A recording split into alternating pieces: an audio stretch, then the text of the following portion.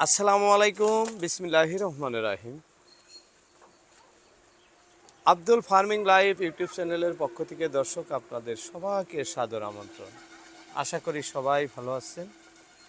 আল্লাহ রহমতে আমিও অনেক ভালো আছি।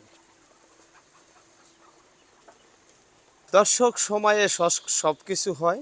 আমাদের মুরব্বীরা বলছেন যে সময়কে সৎ ব্যবহার করা শিখুন, অর্থাৎ সময়কে সৎ ব্যবহার করতে বলছেন। আজকে সেই উপলক্ষেই ভিডিও।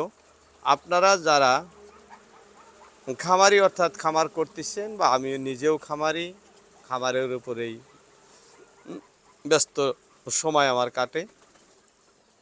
যাই হোক, এই সময় অনেক নতুন নতুন খামারি ভাই কমেন্ট করেছিলেন কোন সময় হাঁস পালন শুরু করব, কোন সময় হাঁস পালন শুরু করা সবচেয়ে ভালো এবং লাভজনক। আজকে আপনাদের উদ্দেশ্য করে বলবো, আপনারা যারা খামার করতে ইচ্ছুক, খামার করতে চান, আপনাদের আমি এই সময়টা অর্থাৎ এই মাঘ মাসের 10-12 দিন বা 13 দিন যাইতে আপনারা খামার যাত্রা শুরু করবেন। এই সময়টা শুরু করলে কি সামনে ফাল্গুন, চৈত, বৈশাখ মাসে একটা ভালো মার্কেট আপনারা কিন্তু হাঁসের জন্য পায়া থাকবেন বা পাওয়া যাব। এই সময় খামার শুরু করার কিছুগুলা ভালো দিক হলো, এক নম্বরে আপনার বিভিন্ন ধরনের খাদ্য আপনি কিন্তু ফ্রি পাওয়ার মতন সুবিধা আছে, আপনার হাতের নাগালে বহুত কিছু পাবেন। দ্বিতীয়ত, এই সময় বাচ্চার মূল্য কিছু কম আছে, যেমন 1 মাস পরে যেটা রেট থাকবো তার চা এখন সামান্য হলেও আপনি বাচ্চা কম রেটে সংগ্রহ করতে পারবেন।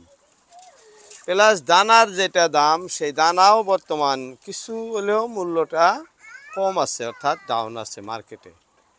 গতিকে এই সময় বাচ্চা পাললে আপনার যেমনি খাদ্য খরচা সঞ্চয় হবে, তেমনি বাচ্চার রেটও কিছু কম পাবেন।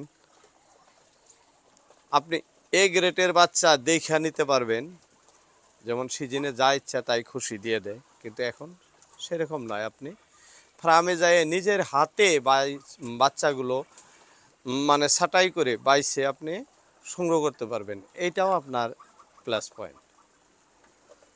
দর্শক, তাই বলি যারা অ্যাকচুয়ালি প্রকৃতিতে খামার পরিচালনা করতেছেন বা নতুন করবেন, আপনাদের বলবো এই সময় বাচ্চা সংগ্রহ করার জন্য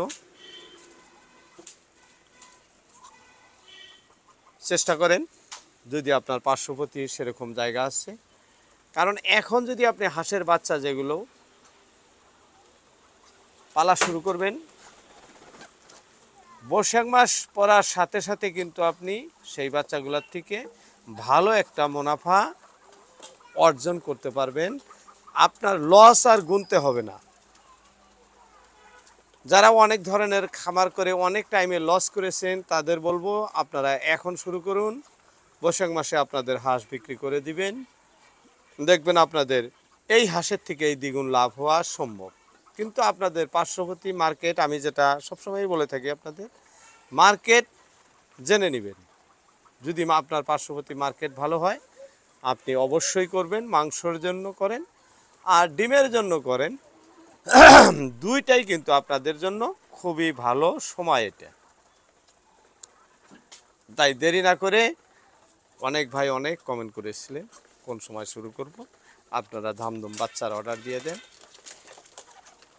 এখন হাতের কাছে যে যেখানেই বাচ্চা পান, হাঁসের দেশি হাঁস হোক আর চীন হাঁস হোক, আপনার ক্যাম্বেল হাঁস হোক, যেটাই মানে যেটারই মার্কেট ভালো, সবগুলো বাচ্চাই এই সময় সংগ্রহ করা সব হাঁসেরই লাভজনক। কারণ সব সময় মার্কেট ভালো যে সময় থাকে, অর্থাৎ লাভ যে সময় হয়, সেই সময়ের অপেক্ষায় থাকাটা বেশি ভালো।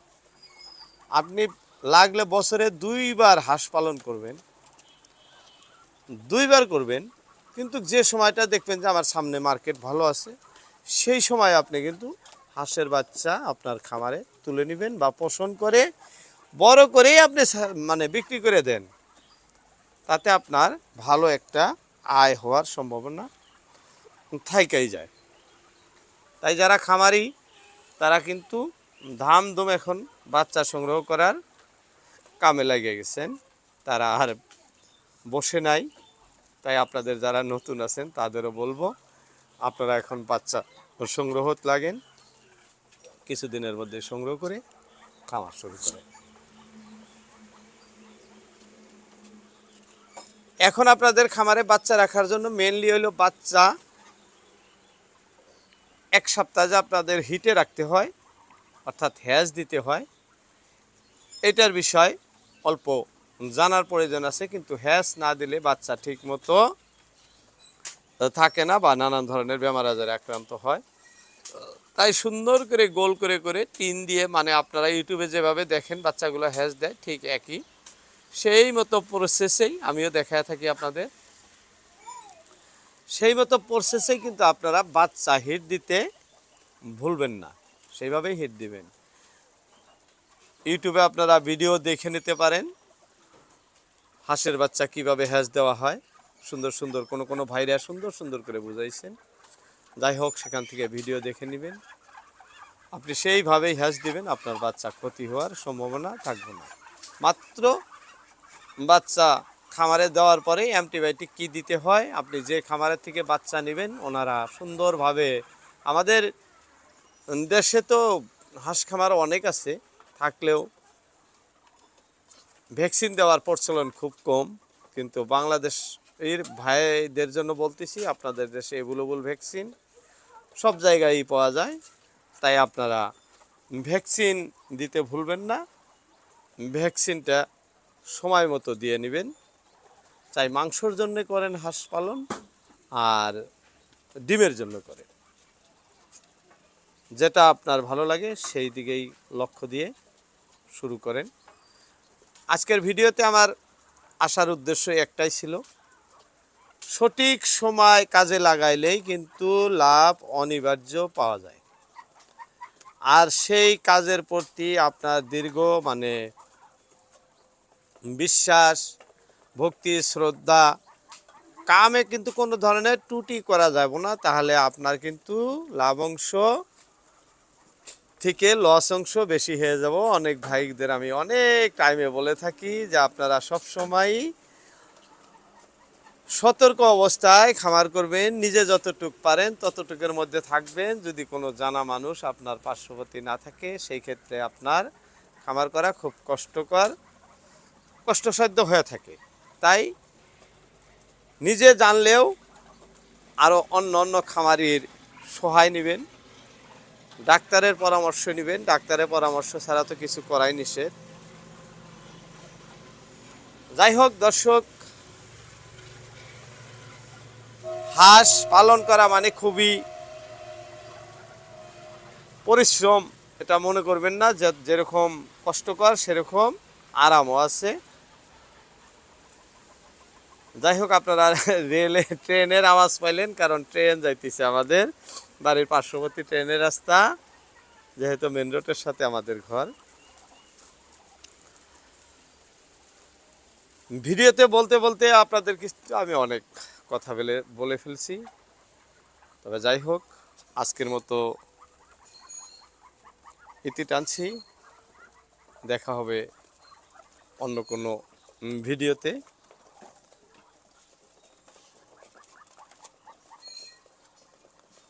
আসসালামু আলাইকুম।